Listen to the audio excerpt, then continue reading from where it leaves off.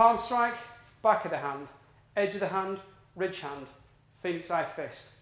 Now what we're going to do is we're going to work on open-handed or finger strikes. So I'll just pop the pad down for this.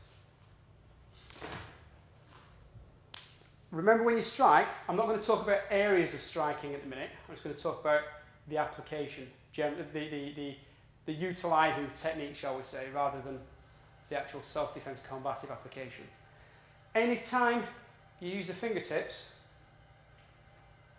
to strike, okay, obviously fingers are going to be strong from doing the module 1 from the iron palm training, but don't strike with pads. So you're not doing, like you can see, you're not hitting this way, you're curling the fingers and hitting this way. So your strike is going forward, okay? Obviously there's different areas you can go to strike, but we're not worried about that at the moment. We're looking at how to apply the technique and strike when you hit, okay? I'm not going to hit him hard because there's no pad in the way and I don't cause any injury to Gary without a pad at this stage, okay? Also, I don't know if you remember, for those that have seen Module 1 already, okay, and if you haven't, don't worry, but if you look at Module 1, you'll understand about the training mechanism for training and developing this iron palm, okay. We also had a grip element of training within the iron palm.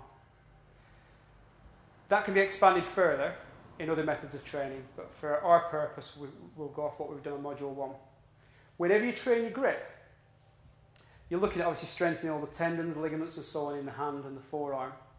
So when you grab, it's not a case if you grab somebody and they kind of, you grab them with the pads of your fingers and you know, they can pull back and they feel, they can take it. You curl the fingers over, okay? So you grab, you curl the fingers over, you grab with the tip of your fingers. Now I'm grabbing very lightly there. Well, I perceive it to be lightly, okay, but you'll find that when you train this properly, other people, what you believe is light, other people will think differently. Your fingers are placed. Now at this point I can feel his pulse in his arm. I can feel his pulse in his wrist from where my fingers are. But what I want to do is, I've trained that grip when we've done Module 1, and we've put the hands in the beads, we've done the twisting and forward back and the turning and the grab, okay, and we've also done the palm strike when we struck down and grabbed the iron palm bag, okay. The purpose behind that is that when you grab somebody and you dig those fingers in, that person knows that they've been grabbed, okay. Now that's without any intention, okay. But if you're to ask Gary, or if anybody, who gets grabbed that way, will tell you it's very painful, all right? Now obviously you're not just going to grab somebody's arm and hold it there, but I'm just illustrating in isolation how effective that is, because you've got the radial nerve that's on the inside of the arm here. Very, very effective. Just grab and squeeze, and you've got this technique, all right? This is just showing you about grabbing, all right? I'm not going to go into detail about it. There's other things that you can layer on top of this, but that's not for now, that's for some other time. But basically just know that when you grab, tips of the fingers is very effective. Never the pads of your fingers. Okay, thank you. We talked about in the Module 1 the sword fingers. And the sword fingers will be utilised for attacking various points throughout the body. Various acupuncture points and pressure points. Okay?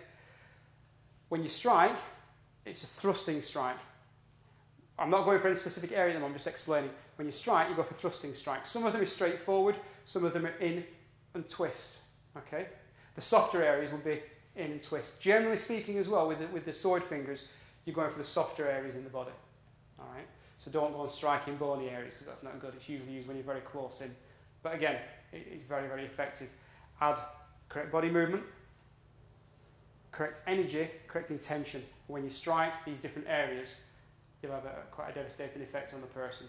And it's very easy to start controlling people. You can't use it just to prod, press and manipulate, okay, but the main intention with this will be to strike. Okay, and if you've trained your iron palm correctly, again, it can be a very penetrating strike.